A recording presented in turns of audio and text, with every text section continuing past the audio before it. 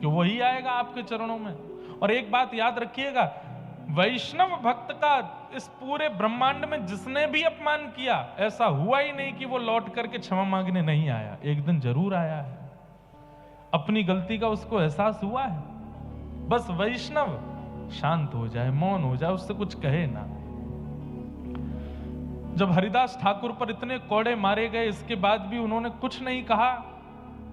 महाप्रभु जगन्नाथ जी को आवेश आ गया और तुरंत सुदर्शन जी को आज्ञा की है, जाओ जाकर के इन म्लेच्छों को नष्ट कर दो, और इनको ही नहीं, इनके पूरे पृथ्वी पर जितने म्लेच्छ हैं सबको नष्ट कर दो।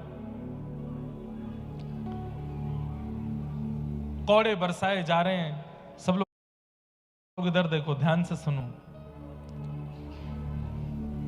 बाजार में कौड़े बरसाए जा रहे हैं, बच्चे अपने घरों में डर करके बैठे हैं। मां से पूछते हैं, मां इनको क्यों मार रहे हैं? बोले ये हरे कृष्ण हरे राम बोलते हैं इसलिए मार रहे हैं, तुम मत बोलना कभी। इतना भय बैठ गया लोगों के अंदर। और उसी समय आकाश में एक सूर्य तो थे ही, दूसरे सूर्य प्रकट हो गए। एक सूर्य जो स्थित सूर्य हैं, उनसे भी तीव्र तेज वाले सूर्य साक्षात सुदर्शन जी आकाश में आ गए। और जैसे ही वो सुदर्शन जी नीचे पृथ्वी पर उन म्लेच्छों को नष्ट करने के लिए आने लगे, हरिदास ठाकुर भुजा उठा के रोने लगे, नहीं जगन्नाथ, नहीं महाप्रभु, ऐसा मत कीजिए।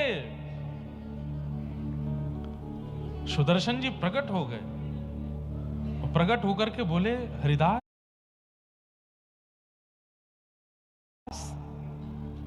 ये तुम पर कोड़े मार रहे हैं और तुम पर। सुदर्शन जी प्रकट हो गए और प्रकट होकर के बोले, हरिदास ये तुम पर कोड़े मार रहे हैं और तुम पर किए जा रहे अत्याचार को देख करके लोग नाम गान करना बंद कर दे रहे हो, तुम कह रहे हो इनको मत मारो, क्यों? जरा हटो तो मुझे देखने दो इन लोगों को। चरणों में गिर गए, बोले नहीं सुदर्शन जी, ये त्रेता नहीं है, ये सतयुग नहीं है, ये द्वापर नहीं है, ये कलयुग है।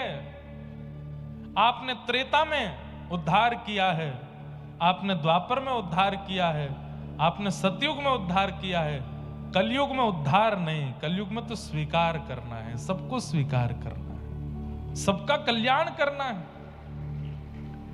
इसीलिए आज भी आप जगन्नाथपुरी में देखेंगे, महाप्रभु जगन्नाथ जी के बगल में सुदर्शन जी तीखे नहीं है। सुदर्शन जी का स्वरूप क्या है?